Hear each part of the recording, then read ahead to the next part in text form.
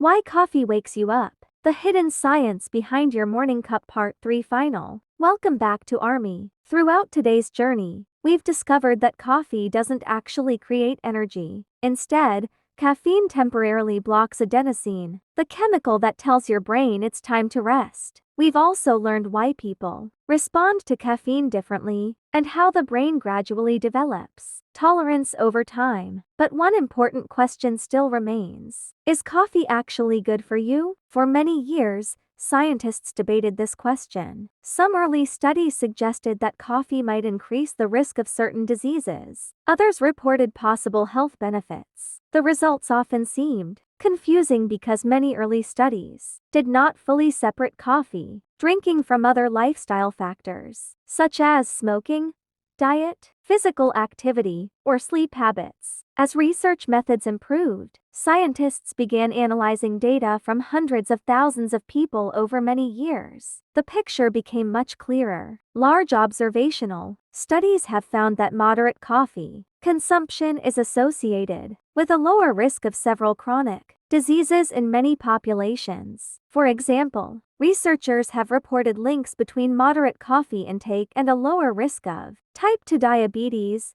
certain liver diseases, and possibly some neurodegenerative conditions such as Parkinson's disease. Some studies have also found that people who drink moderate amounts of coffee tend to have a slightly lower risk of premature death compared with people who never drink coffee. But this is where science becomes especially important. An association is not the same as proof. Scientists cannot conclude that coffee alone causes these benefits. People who drink coffee may also exercise more, eat differently, receive better health care, or have other healthy habits that influence the results. That is why researchers continue studying coffee using increasingly advanced methods. Coffee is much more than caffeine. In fact, scientists have identified more than 1,000 chemical compounds in coffee beans. Among them are antioxidants known as polyphenols. Antioxidants help protect cells from damage caused by unstable molecules called free radicals. Although our bodies naturally produce free radicals, excessive amounts may contribute to aging and certain diseases. This is one reason why scientists are interested in coffee, beyond its stimulating effects. Another common question is whether coffee is bad for the heart. For most healthy adults, moderate coffee consumption does not appear to increase the long-term risk of heart disease.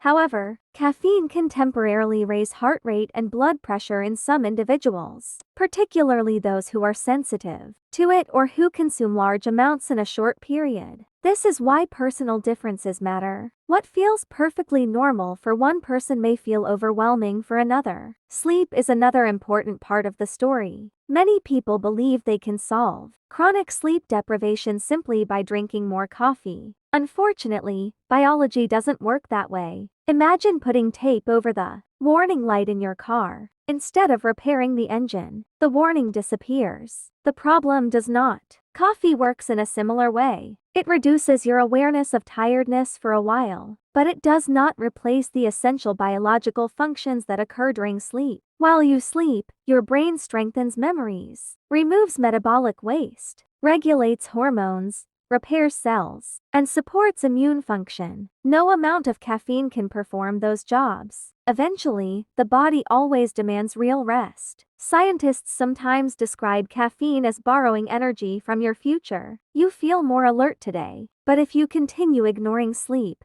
your brain eventually collects the debt. This is why maintaining healthy sleep habits remains far more important than relying on stimulants. So, should you drink coffee? For many healthy adults, moderate coffee consumption can be part of a balanced lifestyle. But coffee is not magic. It cannot replace nutritious food. It cannot replace exercise. It cannot replace meaningful relationships. And it certainly cannot replace sleep. Perhaps the greatest lesson coffee teaches us is not about caffeine at all. It reminds us how extraordinary the human brain truly is. A tiny molecule can change the way billions of neurons communicate. A single cup can temporarily reshape attention, perception, reaction time, and mood not by creating new energy, but by changing how the brain interprets its own signals. The more scientists study the brain, the more they discover that even the smallest, everyday habits involve astonishingly complex biological processes. Every morning,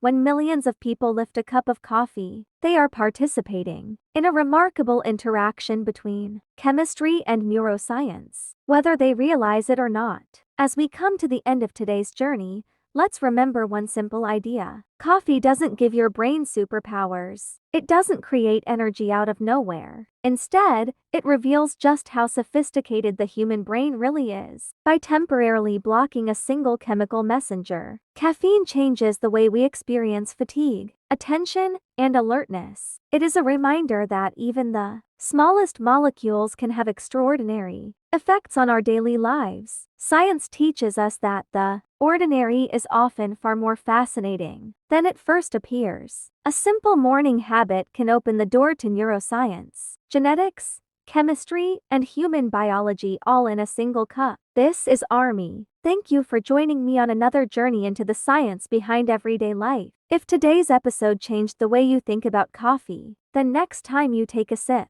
you'll know there's an incredible story unfolding inside your brain. Until next time, stay curious, keep learning, take care of your body, and never stop asking why. Thank you for watching Army. See you in the next episode.